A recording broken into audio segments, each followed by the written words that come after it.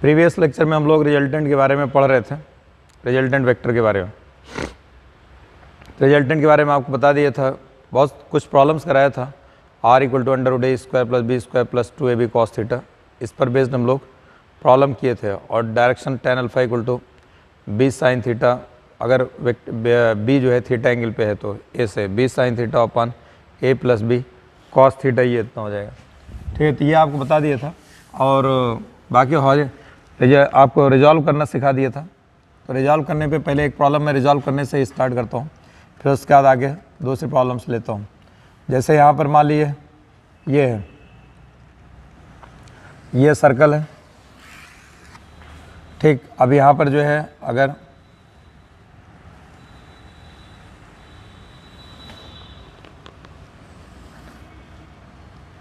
ये x access है, मान लेते हैं ये y एक्सेस है, इधर ये एक वेक्टर इस पॉइंट पे काम कर रहा है, इसके O पॉइंट पर। ये r इसका मैग्नीट्यूड दे रखा है, मैग्नीट्यूड कितना दे रखा है r।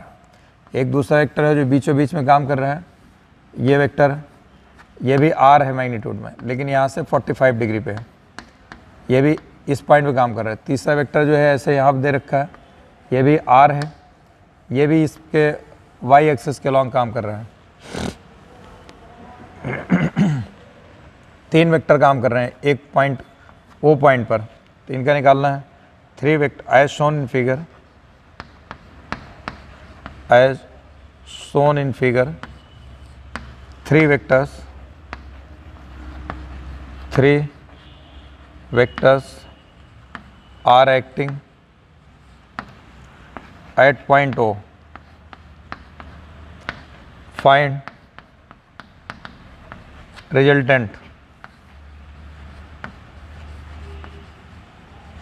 Resultant vector. चाहे रिजल्टेंट वेक्टर निकालिए या मैग्नीट्यूड अगर निकालना हो इस रिजल्टेंट का, तो मैग्नीट्यूड कैसे निकालेंगे, ये जो है आपको निकालना है। देखिए इसका दो तरीके हैं। एक चीज़ खूब अच्छे तरीके से जान लीजिए, अगर कोई दो चीज़ें हैं, ये अगर एक चीज़ ये है और ये, अगर ये दोनों बराबर हैं, अगर ये x है और ये भी x है, अगर ये दोनों के बीच का एंगल 90 डिग्री है और ये x है और ये x है, तो इनका रिजल्टेंट बीचों बीच में जाएगा, बराबर जाएगा। ये ऐसे देख लीजिए आप, ये x है तो ये भी x होगा, ये x है तो ये भी x हो जाएगा। अब ये भी अगर x हो गया तो tan थीटा अगर निकालिए, tan थीटा = क्या हो जाएगा, परपेंडिकुलर अपॉन बेस, ये आ जाएगा 1। थीटा = कितना हो जाएगा, 45 डिग्री। थीटा कितना आ जाएगा, 45। अगर ये दोनों बराबर होंगे, अगर ये दो मैग्नीट्यूड में बराबर होंगे, तब तो इनका रिजल्टेंट बीचों बीच में जाएगा 45 पे। अगर मान लीजिए x हो, ये 2x हो, तो ये 1/2 पे आएगा, 45 पे नहीं आएगा। ये ध्यान रखिएगा, दो वेक्टर अगर बराबर होंगे मैग्नीट्यूड पे और उनके बीच का एंगल 90 डिग्री होगा, तो उनका रिजल्टेंट जो जाएगा उनके बीच में जाएगा, उनका रिजल्टेंट बीचों बीच में जाएगा, यानी 45 डिग्री एंगल। और दिख भी रहा है x/x 45 हो जाएगा। तो देखिए इसमें दो तरीका है। एक तो ये है कि अगर इनका यहाँ पर एक ये जो दे रखा है कि हमको बोल रहा है कि r और r, एक r इधर है, ठीक है, एक r इधर है, एक r इधर, एक r इधर, अगर इनका निकालें। अच्छा, अब इनका रिजल्टेंट ये अगर जो निकाला जाएगा पाइथागोरस थ्योरम से निकाल लीजिए आप। पाइथागोरस थ्योरम से अगर निकालेंगे तो ये क्या कितना आ जाएगा, r = हो जाएगा x √x² + x² x√2 आ जाएगा। अगर यहाँ पर ये r और r बराबर हैं तो इनका रिजल्टेंट कितना जाएगा, इनका रिजल्टेंट आ जाएगा, इनका रिजल्टेंट ये इनके बीचों बीच में आ जाएगा, इनका रिजल्टेंट बीचों बीच में आ जाएगा। और ये कितना आ जाएगा, 45 डिग्री पे एंगल पे आएगा, बता रहा हूँ इनके बीच में जाएगा, तो r√2 आ जाएगा, r√2 ये आ जाएगा। यानी ये r और r का r√2 इस पर आएगा, और इस पर ऑलरेडी एक r है, इस पर ऑलरेडी एक r ये है, और इसी पे r√2 और आ गया, तो दो वेक्टर सेम डायरेक्शन में हो गए। यानी जब दो वेक्टर सेम डायरेक्शन में हो जाते हैं, इनके बीच का एंगल 0 हो जाता है, तो इनका रिजल्टेंट क्या आता है, a + b मैक्सिमम आता है। दो वेक्टर अगर के बीच का एंगल 180 डिग्री होता है तो उनका रिजल्टेंट a - b आता है, a - b ये इतना आ जाता है, ठीक है। और दो वेक्टर के बीच का अगर एंगल 90 डिग्री होता है तो √a² + b² आता है। दो वेक्टर का अगर मैग्नीट्यूड बराबर होता है a और b, अगर मैग्नीट्यूड बराबर आ जाता है, मैग्नीट्यूड बराबर अगर आ जाता है तो उनका रिजल्टेंट आता है √2 ये r = 2a cos θ/2। बहरहाल ये दोनों एक ही लाइन पे आ गए, तो इनका रिजल्टेंट r डैश जो आ जाएगा कितना हो जाएगा r + r√2। लेकिन ये ध्यान रखिएगा हमेशा r × 1 + √2 ये तभी पॉसिबल है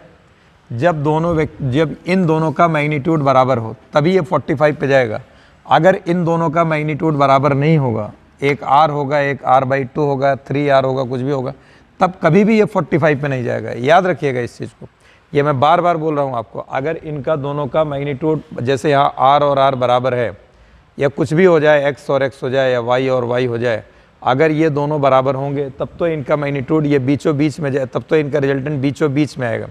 यानी 45 डिग्री पे आएगा। और वहाँ 45 पे ऑलरेडी एक वेक्टर एग्जिस्ट कर रहा है r, यहाँ पर 45 डिग्री पे एक वेक्टर r एग्जिस्ट कर रहा है, ये r ये और r√2 और आ गया, तो r + r√2 ये इतना आ जाएगा। और अगर ये दोनों बराबर ना होते, एक r होता है एक r/2 होता, तो फिर ये बीच में ना जाता, तो इनका रिजल्टेंट यहाँ पे कहीं आ जाता है, एक यहाँ पे कहीं इधर जाता है या इधर जाता है, इस लाइन पे ना आता, तो उस वक्त रिजल्टेंट निकालना आपको और डिफ़िकल्ट हो जाएगा। तो इसका एक जनरल मेथड ये होता है। एक तो आंसर ये आ गया, देखिए ये आ गया, आपको बता दिए, ठीक है, एक ये आ गया। अब आपको एक चीज़ मैं यहाँ और बता दूँ, तब उसके बाद आगे चलूँ। एक चीज़ मैं आपको और यहाँ पर आगे बताता हुआ चलूँ। अगर मान लो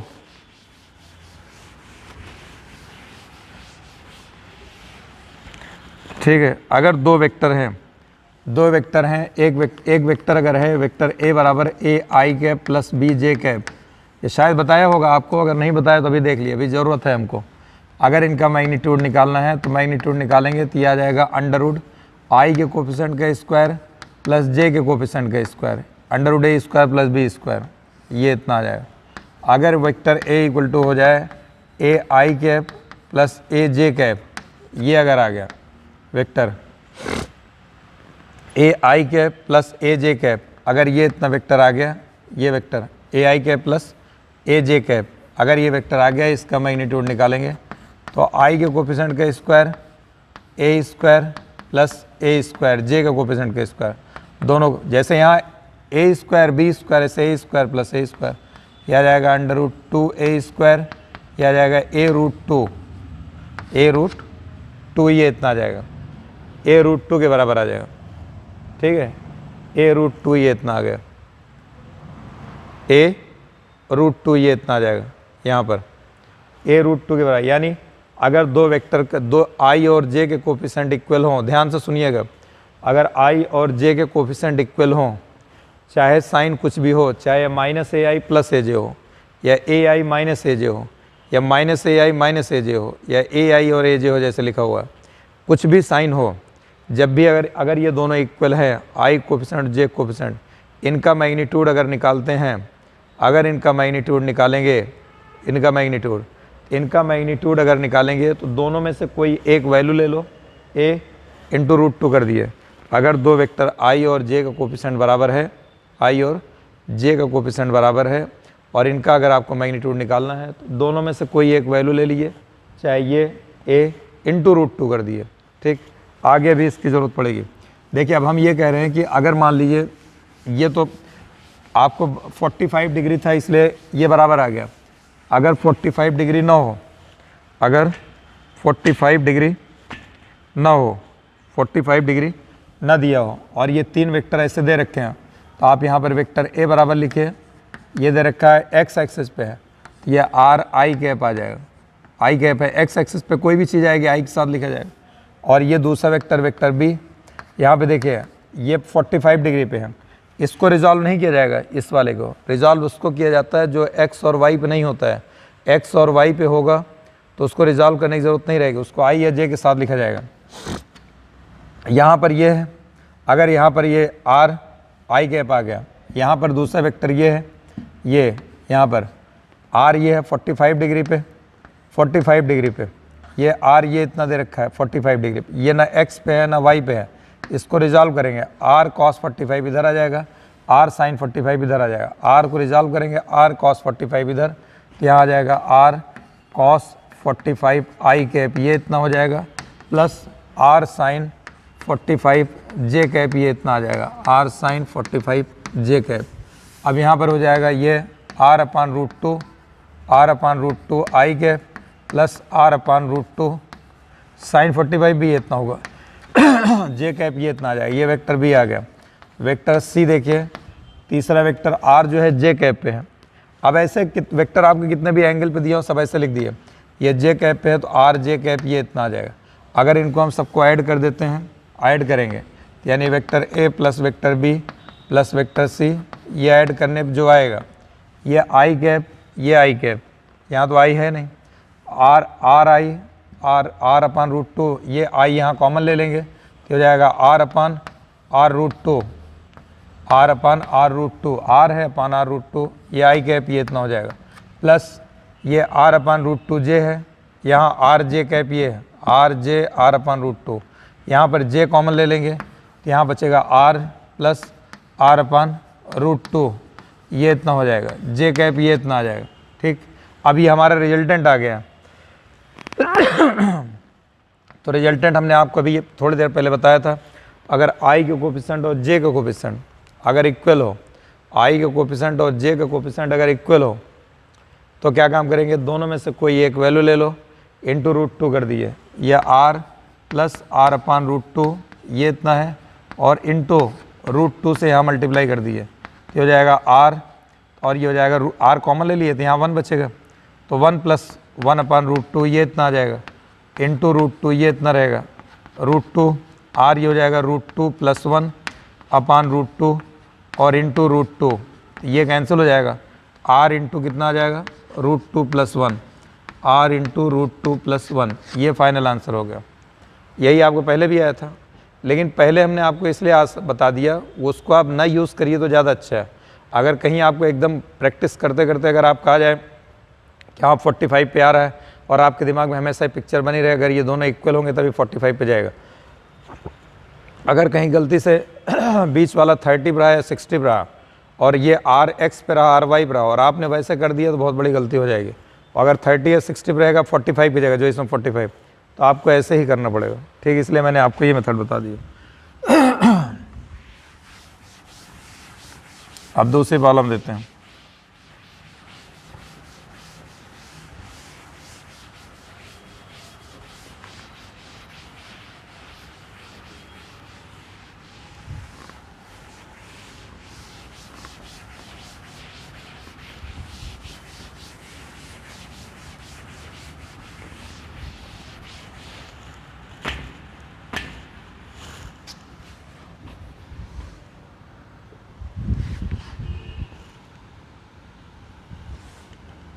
दूसरी प्रॉब्लम ये है,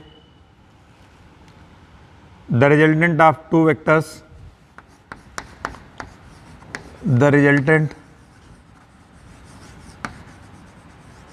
of two vectors, the resultant of two vectors a and b, vector a and vector b, vector a and vector b is perpendicular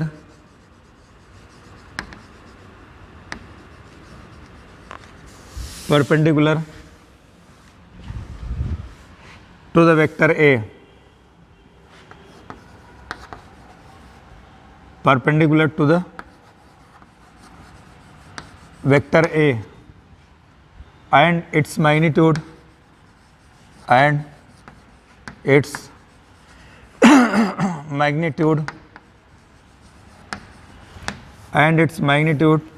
is equal to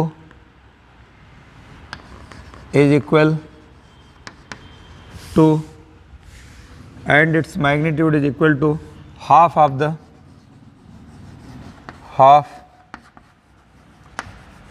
the magnitude of vector b.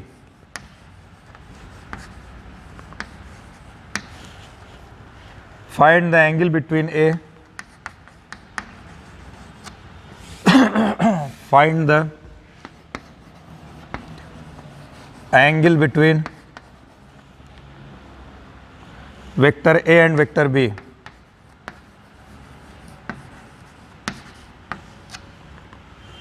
ये कह रहा है दो vector हैं a और b, दो vector हैं a और b, इनका जो रिजल्टेंट आ रहा है, नमाज पढ़ के तभी, तो ये हम आपको बता रहे थे 2 वेक्टर हैं, हम आपको पहले भी बता चुके हैं। देखिए 2 वेक्टर अगर ए और बी होंगे ऐसे, वेक्टर ए इधर है, ये वेक्टर ए, और वेक्टर बी इधर है, इनका रिजल्ट थीटा एंगल पे काम कर रहे हैं, तो इनका रिजल्टेंट इनके बीच में आता है, इनका रिजल्टेंट इनके बीच में ऐसे आएगा, ये रिजल्टेंट आ रहा इनका रिजल्टेंट इनके बीच में आएगा। तो अब ये कह रहा है कि वेक्टर ए है, ठीक, ये वेक्टर ए, एक वेक्टर बी है, ठीक,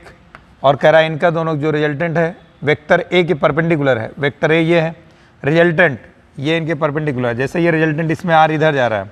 दोनों के बीच में जाएगा, ए और बी के बीच में रिजल्टेंट रहेगा। तो ये खुद बोल रहा है कि यहाँ पर रिजल्टेंट ये वेक्टर ए है, रिजल्टेंट ए के परपेंडिकुलर है, तो कह रहा है लेकिन रिजल्टेंट का मैग्नीट्यूड वेक्टर बी का आधा है। अब यानी रिजल्टेंट अगर इधर आ रहा है और वेक्टर ए ये है, तो रिजल्टेंट तो बीच में आएगा, इसका मतलब ए इधर है तो बी ऐसे इधर जाएगा, इस साइड जाएगा, इस तरफ ये ऐसे आ जाएगा, वेक्टर बी इधर आ जाएगा। अब ये पैरेललोग्राम अगर कंप्लीट करेंगे ऐसे, ये ऐसे, तो ये ए है तो ये ए हो जाएगा, और ये बी है, ये वेक्टर बी। अब ये इतना एंगल हम थीटा मान लेते हैं, हमको निकालना पूरा ये इतना एंगल है, ये इतना एंगल, हम ये इतना 90 हो गई, ये इतना हम थीटा मान लें तो tan थीटा इक्वल टू, अब ये 90 डिग्री एंगल हो गया, अब ये 90 डिग्री एंगल हो गया, एक ट्राइंगल देखिए ऐसे बन रहा है, इस तरीके से, इस तरीके का एक ट्राइंगल बन रहा है, ये ऐसे, और ये इस तरीके से बन रहा है, ये एंगल हमने थीटा मान लिया, ये b/2 है, ये b है। अब यहाँ पे ये 90 डिग्री है, इस लाइन से एंगल है, तो ये बेस बनेगा हाइपोटेनियस, तो cos थीटा इक्वल टू कितना हो जाएगा, बेस अपॉन हाइपोटेनियस, तो b/2 अपॉन b, 20 कैंसिल हो जाएगा, 1/2, cos थीटा इक्वल टू कितना आ जाएगा, 1/2 इतना आ जाएगा। थीटा इक्वल टू कितना हो जाएगा, cos के किस एंगल की वैल्यू 1/2 होती है, 60 डिग्री, तो 60 की 1/2 ये इतना आ जाएगा, ठीक है। तो अब एंगल कितना हो जाएगा, एंगल हमको ए और बी के बीच का निकालना है, ये 60 आ गया इतना, और ये इतना 90 होता है, तो ये एंगल जो हो जाएगा अल्फा बराबर दोनों वेक्टर के बीच का एंगल 90 + 60, तो कितना हो जाएगा, ये 150 डिग्री, ये इतना आ जाएगा 150 डिग्री। तो ये प्रॉब्लम मैंने आपको करा दी है, ये प्रॉब्लम भी आपके पास हो गई, ठीक है। अब इसके बाद जो है आपको दूसरी चीज़ बताते हैं, ठीक। तो अभी 2 मिनट, तो अब इसके ये है, अब इसका बाद नेक्स्ट प्रॉब्लम, अगली प्रॉब्लम लेते हैं।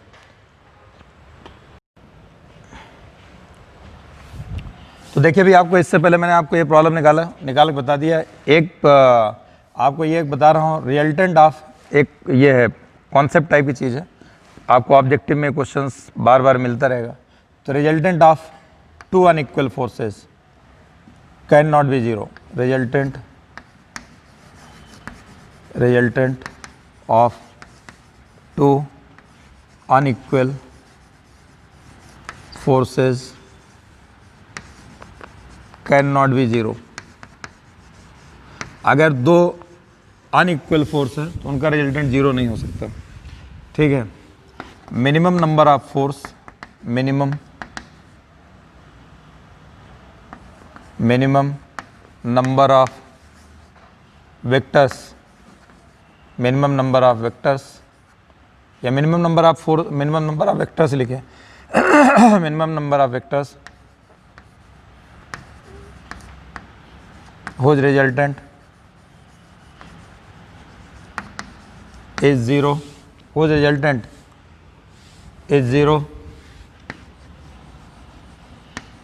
in the same plane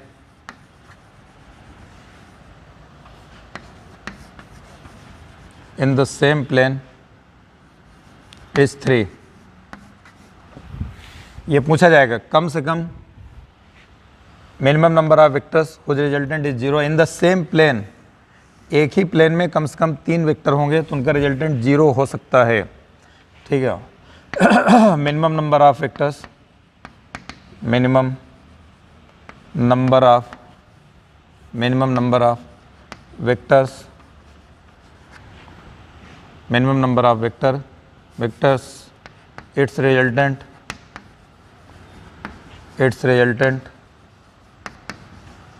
minimum number of vectors, its resultant is 0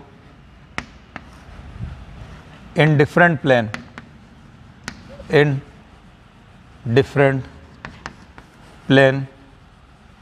is 4। अगर दो प्लेन होंगे, डिफरेंट प्लेन है, उसमें कम से कम वेक्टर कितने होने चाहिए जिससे उनका रिजल्टेंट 0 हो तो कितने आएंगे, वो वेक्टर वो 4 होंगे। सेम प्लेन में कम से कम 3 होगा तो उसका रिजल्टेंट 0 होगा। ठीक, ये कॉन्सेप्ट आपको 2 दिन से सोचा हूँ बताने के लिए, भूल जाता था, जहन से स्लिप कर जाता था। जहाँ रिजल्टेंट का फार्मूला लिखा था वहीं लिखना चाहिए था। ठीक, चलिए अब आगे देखिए।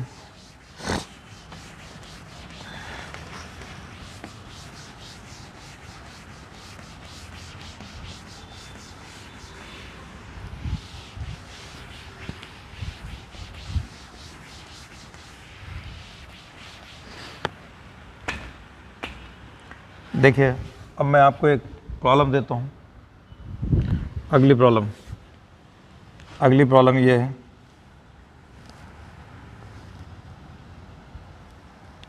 Find the magnitude of unknown force.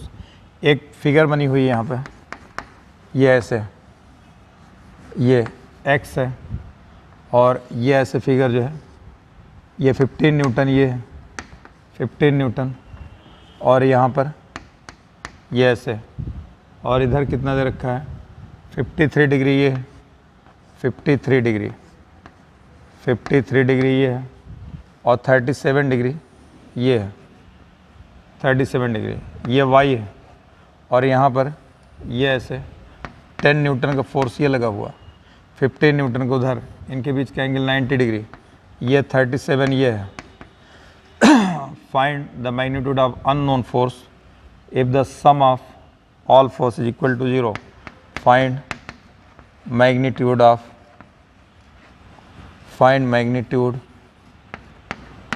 unknown force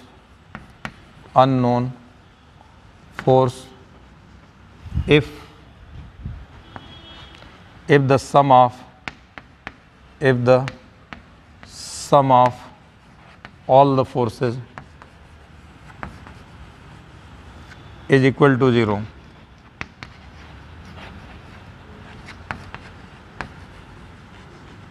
Is equal to 0. ये कह रहा है एक पॉइंट पर इतने फोर्सेस काम कर रहे हैं, एक पॉइंट पर इतने फोर्सेस काम कर रहे हैं, इनका सबका सम जो है इक्वल टू 0 है, इनका सबका सम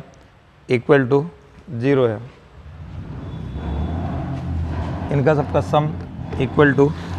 0 है। तो कह रहा है कि जो अननोन फोर्स है, एक x है एक y है, ये दो अननोन फोर्सेस बताना है। देखिए, अगर इनका सम 0 है तो इनका सबका वेक्टर ऐड करके इक्वल टू 0 कर दिए, या तो x वाले को x से बैलेंस कर दिए, y वाले को y को बैलेंस कर दिए, या तो देखिए एक तरीका है सबका एक x एक फोर्स है, ठीक है, मैग्नीट्यूड ऑफ अननोन फोर्स, दूसरा फोर्स ये 15 न्यूटन, ये y ये 10, x और y की वैल्यू बताना है, या तो सब को वेक्टर फॉर्म में लिखो और ऐड करके इक्वल टू 0 कर दो, या x की तरफ इधर जितना लग रहा हो प्लस x की तरफ, और इधर माइनस x की तरफ जितना लग रहा हो इसको बैलेंस करा दो, बराबर कर दो, प्लस y की तरफ जितना लग रहा हो माइनस y की तरफ जितना लग रहा हो बैलेंस करा दो। तो इसमें देखिए, अब आप यहाँ पर एक दूसरी फिगर बनाता हूँ, ये अगर x इधर है, ठीक, और यहाँ पर ये हम इसको बना देते हैं y, ये ले लेते हैं y, यहाँ पर ये इतना जो है इस तरफ, यहाँ पर 37, ये 53 डिग्री ये है, और यहाँ पर 37 डिग्री ये है, 37 ये है, और y ये x ये y ये 15 न्यूटन ये है, 15 न्यूटन, और ये इतना दे रखा है 10 न्यूटन, यहाँ पर ये दे रखा है, ये दो दे रखे हैं। अब कह रहा है अगर इस पॉइंट पे जितने फोर्स काम कर रहे हैं इनका सबका सम इक्वल टू 0 हो तो x और y की वैल्यू बताइए। तो हम आपको ये बता रहे हैं इसका तरीका क्या है, प्लस x पे जितना फोर्स आ रहा हो इसको बराबर करो माइनस x की तरफ वाले, प्लस y की तरफ जितना फोर्स आ रहा हो उसको बराबर करो नेगेटिव y की तरफ। तो आप यहाँ देखिए प्लस x की तरफ ये, अब इसको रिजॉल्व कर दिए, ये 15 न्यूटन है यहाँ पर, यहाँ से यहाँ तक ये 15 न्यूटन है, ये इतना, इसको रिजॉल्व करेंगे तो ये हो जाएगा 15 cos 53, इधर आ जाएगा 15 cos 53, 15 ये 15 है ना, जिस एक्सिस से एंगल होता है उधर cos जाएगा, उसके परपेंडिकुलर साइन आ जाएगा, 15 sin 53, 50 sin 53 इधर आ जाएगा, यहाँ पर ये आ गया, ठीक, ये रिजॉल्व कर दिया। इसका एक कंपोनेंट इधर आ गया, x पे आ गया, एक कंपोनेंट इधर आ गया, y को रिजॉल्व करेंगे। अब y कॉस ये 37 डिग्री यहाँ से, तो y कॉस 37 यहाँ पे आ जाएगा, y कॉस 37, और y का दूसरा कंपोनेंट इधर y बीच में रहेगा ना, y साइन 37 इधर आ जाएगा, y साइन 37, ये इतना आ गया। अब ये आप देखिए, इनको अब बैलेंस करा दिए। देखिए प्लस y की तरफ कितना लग रहा है, 15 साइन 37, 15 साइन 53,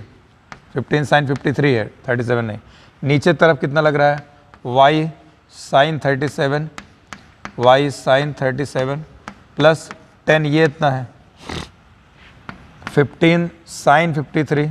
साइन 53 कितना हो जाएगा, 4/5 हो जाएगा, ठीक है, माइनस 10, ये इतना हो जाएगा, ये equal to y into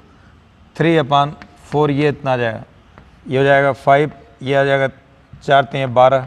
12 minus 12 minus 10, ये इक्वल टू हो जाएगा 3y/4 के बराबर, ये इतना हो जाएगा, ये आ जाएगा 2 इंटू 4, ये इक्वल टू हो जाएगा 3y,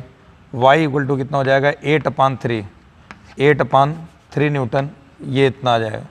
8/3 न्यूटन, ये y आ जाएगा ये y, ये इतना आ गया। अब हमको अगर इस तरफ देखें, x की तरफ, प्लस x की डायरेक्शन में x है और माइनस x डायरेक्शन में है 15 cos 53, 15 cos 53, ये इतना है, और प्लस कितना है y cos 37, y cos 37, ये इतना है, ठीक है। x इक्वल टू हो जाएगा 15 cos 53, cos 53 ये आ जाएगा 3/5 के बराबर हो जाएगा, 3/5 प्लस y जगह रख दिए 8/3, 8/3 इंटू कॉस 37, 4/5, ये इतना आ जाएगा, cos 37 हाँ 4/5, इनको सिंप्लीफाई कर लिए, ये आ जाएगा 3, ये आ जाएगा 9 हो जाएगा, प्लस ये हो जाएगा यहाँ पर 32/15, ये इतना आ जाएगा 32/15। अगर कोई कैलकुलेशन मिस्टेक ना हो तो भैया, हमको लग रहा है कोई कैलकुलेशन मिस्टेक तो नहीं हो रही यहाँ आ रहा है 15 cos 53 और ये आ रहा है y cos 37, ये इक्वल टू x बराबर 15 cos 53 plus y cos 37, y में देखिए यहाँ y में कितना आया था, y में यहाँ आया था 15 साइन 53 और ये इक्वल टू हो जाएगा y sine 37 plus 10, 15 sine 53, sine 53 आ जाएगा 4/5, ये हो जाएगा 3, 12 माइनस 10 y साइन 37, यहाँ गलती हो गई, साइन 37 की वैल्यू होती है 3/5 होती है, साइन 37 3/5, ये 3/5 हो जाएगा। अब ये हो जाएगा 5, ये यहाँ पर ये 5 टू 10, तो ये इतना निकल के आ जाएगा, यहाँ पर ये आ जाएगा 10/3, ये इतना आ जाएगा, ये y की वैल्यू आ जाएगी, y की वैल्यू कितना आएगा 10/3, यहाँ पर y की वैल्यू जो है 10/3 रखा जाएगा, 10/3 ये रख देंगे। अब 10/3 अगर इसको रख देंगे तो अब इसको कैंसिल करेंगे, 5 टू 10 हो जाएगा, 8/3 ये आ जाएगा, 9 प्लस 8/3 ये इतना आ जाएगा, और ये हो जाएगा 27 8 35/3, x की वैल्यू आ जाएगी 35/3, ये इतना निकल के आ गया। ये वैल्यूज मैंने आपको, ये अगर इक्विलिब्रियम पे होगा तो इक्विलिब्रियम पे आएगा, तो इक्विलिब्रियम पे इस तरीके से कैलकुलेट कर लेंगे, ठीक है। अब आपको जो है ये आपको बता ही रहे थे इस पे, और ट्रायंगल वाला आपको बता ही दिया रिजॉल्व करने के लिए। अब देखिए बाकी आपको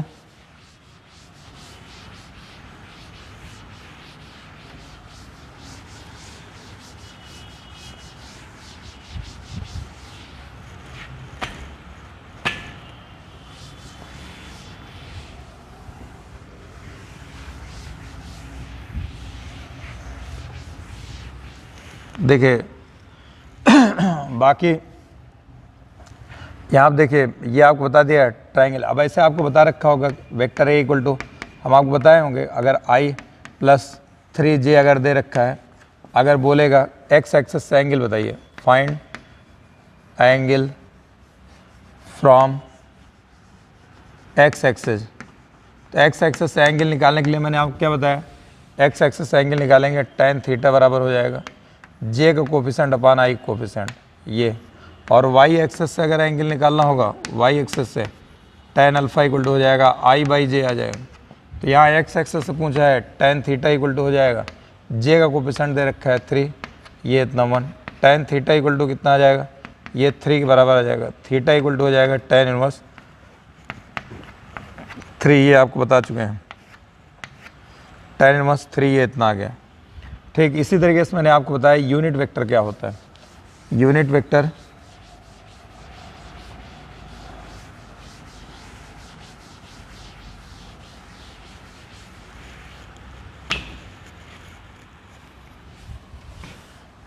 यूनिट वेक्टर मैंने आपको बताया है कि कोई भी अगर कोई वेक्टर अगर आपको दे रखा है, कोई वेक्टर, तो अगर वेक्टर ए है तो अगर इसका यूनिट वेक्टर लिखेंगे तो यूनिट वेक्टर को एन कैप से लिखा जाता है, तो यह आ जाएगा वेक्टर ए अपान, अब चाहे ऐसे लिखिए और या चाहे ऐसे लिख दीजिए, यानी वेक्टर ए अपान ऐसे भी लिख सकते हैं, ये आ जाएगा यूनिट वेक्टर आ जाएगा। अब जैसे अगर हमको कोई प्रॉब्लम दिया रहे, वेक्टर ए बराबर अगर दे रखा है 2i cap plus 3j cap plus 5k cap, ये दे रखा हो, और वेक्टर बी इक्वल टू दे रखा है i cap minus J cap और माइनस 3k कैप, अगर ये दे रखा हो, हमसे पूछे अगर find vector A plus vector B, vector A plus vector B, तब आप क्या करेंगे, ये कह रहा है ए और बी सीधा सीधा जोड़ दिए, तो आप ऐड कर दिए vector A plus vector B, vector A plus vector B, ये कितना हो जाएगा 2i प्लस आई, तो कितना हो जाएगा 3i के बराबर, ये इतना आ जाएगा 3j माइनस जे प्लस 2j के बराबर आ जाएगा। ठीक 5k minus 3k plus 2k के बराबर, ये इतना आ जाएगा। ये वेक्टर a प्लस बी आ गया। अगर इसी में हमको पूछता इन प्रीवियस प्रॉब्लम, इन मान लो इसी में in previous problem find unit vector of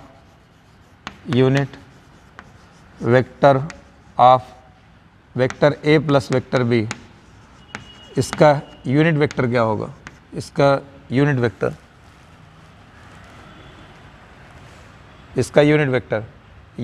अगर ये आ जाएगा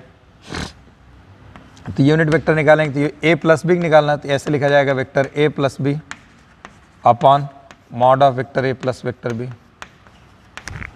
ठीक, तो ए प्लस बी कितना निकल के आया 3i प्लस 2j कैप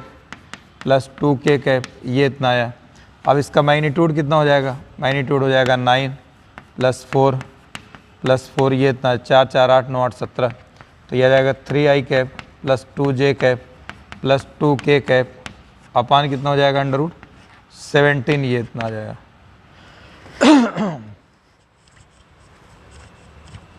तो ये यूनिट वेक्टर अगर एडिशन में निकालना हो तो एडिशन में इस तरीके से यूनिट वेक्टर कैलकुलेट करेंगे। ठीक, तो ये मैंने आपको एडिशन की काफ़ी कुछ प्रॉब्लम करा दिया, बाकी और अभी बीच बीच में आती रहेंगे, कहीं कहीं कराते रहेंगे। अब इसके बाद सब्ट्रैक्शन बताना होगा, सब्ट्रैक्शन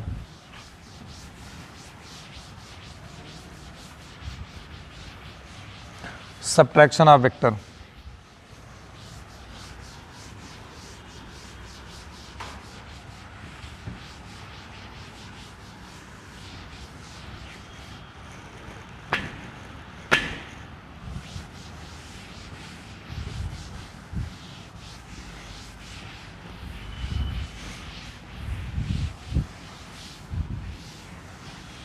अब देखिए वेक्टर का सब्ट्रैक्शन जो होगा वो दो ही वेक्टर का होगा, सब्ट्रैक्शन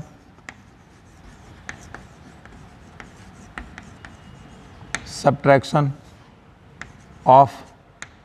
वेक्टर्स, चाहे दो वेक्टर के लिए सब्ट्रैक्शन और डिफरेंस, दो वेक्टर, एक वेक्टर ए दे रखा है, ये वेक्टर ए है,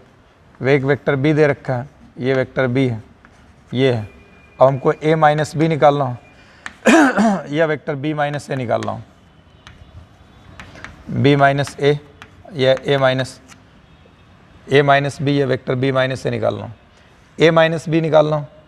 तो देखिए ए माइनस बी का मतलब होता है vector A minus vector B का मतलब होगा वेक्टर ए में प्लस कर दो निगेटिव ऑफ वेक्टर बी। हम आपको एडिशन ही बताएं, वेक्टर ए में क्या एडिशन कर दिए, वेक्टर ए में ले जा करके minus of vector B add कर दिए। तो वेक्टर ए ये वेक्टर है हमारे पास कितना दे रखा है, वेक्टर ए ऐसे दे रखा है ये इतना। वेक्टर बी को ऐड करना है लेकिन नेगेटिव वेक्टर ऐड करना है। पॉजिटिव वेक्टर ए हमारा इधर है, पॉजिटिव वेक्टर बी इधर है। नेगेटिव वेक्टर करेंगे तो सीधा 180 पे इसको घुमा दिए, ये ऐसे है 180 पे अगर घुमा देते हैं ऐसे ये आ जाएगा माइनस ऑफ वेक्टर बी, ये इतना आ जाएगा। अब रिजल्टेंट इसका टेल प्रीवियस वेक्टर के हेड से ऐड कर देंगे, रिजल्टेंट का हेड फाइनल वेक्टर के हेड से। अब रिजल्टेंट का हेड ये आ जाएगा, रिजल्टेंट का हेड ये हो गया, रिजल्टेंट का हेड फाइनल वेक्टर के हेड से ये कितना आ गया A minus B, vector A minus B. ये रिजल्टेंट है, रिजल्टेंट कोई ज़रूरी नहीं है कि ए प्लस बी ही होगा मतलब कोई भी चीज़ हम निकाल रहे हैं जो रिजल्ट आ रहा है वो रिजल्टेंट हो गया, ये इतना आपका आ गया। अब ये एक्स एक्सेस से इतना एंगल बनाएगा इसका डायरेक्शन लेके मैग्नीट्यूड निकालेंगे तो आर बराबर हमारे पास निकल गया है vector A minus vector B निकल गया है। ये इसका अगर हम मैग्नीट्यूड निकालते हैं, मैग्नीट्यूड यानी ये तो दोनों बराबर ही है, एक ही चीज़ है, तो यहाँ पर इसको हो जाएगा vector A minus vector B. अगर ये निकालते हैं तो आप निकाल लीजिए, डंडी की लंबाई नापना है, ए माइनस बी वेक्टर इतना है, इसका मैग्नीट्यूड कितना हो, डंडी की लंबाई। राइट एंगल ट्राइंगल बन रहा है, पाइथागोरस थ्योरम से निकाल लिए, ए ये है बी है, हाइपोटेन्यूस से बनेगा तो अंडर रूट ए स्क्वायर आ जाएगा इसका, ये hypotenuse A square plus B square, तो ये आ जाएगा A square plus B square, ये इतना आ जाएगा। इसके डायरेक्शन किधर आ रहे हैं, रिजल्टेंट के इधर है। अगर हमको बी माइनस से निकालना हो, बी माइनस से वेक्टर बी माइनस वेक्टर है, तो मैंने आपको क्या बताया, वेक्टर बी में और ये माइनस प्लस करिए नेगेटिव ऑफ वेक्टर ए, तो वेक्टर बी हमको ऐसे दे रखा है, देखिए इधर दिया है ना ऐसे, ये वेक्टर बी दे रखा है वेक्टर बी इतना है, हमें नेगेटिव ऑफ वेक्टर ए लेना है, तो वेक्टर ए इधर है, इस साइड है इधर, तो इसको हम क्या करेंगे नेगेटिव 180 को घुमा देंगे और उसका टेल इसके हेड से ला करके जोड़ देंगे, ये ऐसे यहाँ से ले जाके जोड़ दिया, ठीक है, ये आ जाएगा माइनस वेक्टर ए। अब रिजल्टेंट का हेड फाइनल वेक्टर के हेड से, रिजल्टेंट का हेड फाइनल वेक्टर के हेड से ये जोड़ दिया, रिजल्टेंट का टेल इनिशियल वेक्टर के टेल से, तो ये कितना आ गया बी माइनस ए, ये इतना आ गया बी माइनस ए, ये रिजल्टेंट वेक्टर आ जाएगा। अब यहाँ से ये हमारा एंगल ये इतना हो जाएगा अल्फ़ा, तो यहाँ भी आर इक्वल टू कितना आ जाएगा, आर इक्वल टू आ गया ये बी ये आर है, आर इक्वल टू आ गया बी माइनस ए आ गया, ये वेक्टर सब्ट्रैक्ट किया तो इनका मैग्नीट्यूड निकालेंगे, मैग्नीट्यूड इक्वल टू हो जाएगा vector B minus vector A, ये इतना आ जाएगा। तो इनका अगर मैग्नीट्यूड निकालेंगे तो ये भी पाइथागोरस थ्योरम से 90 डिग्री एंगल है, ये ए है ये बी है, तो ये कितना आ जाएगा under root A square plus B square आ जाएगा, A square plus B square. तो देखिए मॉड ए माइनस बी दोनों सेपरेट कर रहे हैं under root A square plus B square, B minus से निकाल रहे हैं उसका मॉड तो under root B square under root A square plus B square, दोनों का मैग्नीट्यूड बराबर आ रहा है, लेकिन ये ए माइनस बी की डायरेक्शन इधर आ रही है, ए माइनस बी की डायरेक्शन इधर आ रही है और बी माइनस ए की डायरेक्शन इधर जा रही है, दोनों ए माइनस बी की डायरेक्शन ऐसे आ रही है और बी माइनस ए की डायरेक्शन इधर जा रही है, यानी दोनों का मैग्नीट्यूड तो बराबर आ रहा है लेकिन दोनों का डायरेक्शन अपोजिट जा रहा है, दोनों का डायरेक्शन अपोजिट जा रहा है, मैग्नीट्यूड बराबर है लेकिन डायरेक्शन अपोजिट है, तो ये इक्वल वेक्टर नहीं होंगे, क्योंकि इक्वल होने के लिए दोनों का मैग्नीट्यूड और डायरेक्शन दोनों का बराबर होना ज़रूरी है, इसलिए vector A minus B does not equal to vector B minus A ठीक है। तो अब यहाँ पर देखिए हम ये कह सकते हैं, यहाँ पर इस जगह पर इतना हम बोल सकते हैं कि अगर वेक्टर ए माइनस बी, यहाँ पर वेक्टर ए माइनस बी ये does not equal to vector B minus A, ये दोनों बराबर नहीं होंगे, ठीक। अगर बराबर करना भी होगा तो वेक्टर ए माइनस बी ये इक्वल टू करेंगे minus of vector B minus A, ये हो जाएगा बराबर mod of vector A minus B, mod of vector A minus vector B, ये इक्वल टू हो जाएगा mod of vector B minus vector A, दोनों को मॉड बराबर आ जाएगा, ठीक। अब हम इसके बाद जो है आगे जो हम बताएंगे,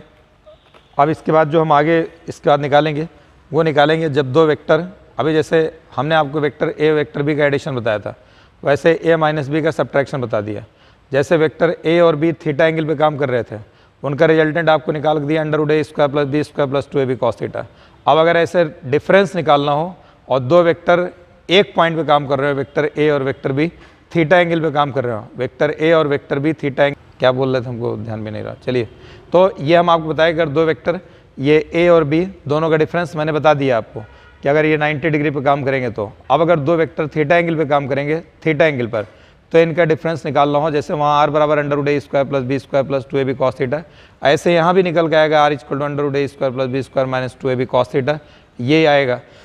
और उस पर केसेस बनेंगे। तो दो वेक्टर एक पॉइंट पे काम करेंगे थीटा एंगल पर, इनका डिफरेंस निकालना हो यहाँ से। अब आपको अगली क्लास मिलेंगे, आज बस इतना ही।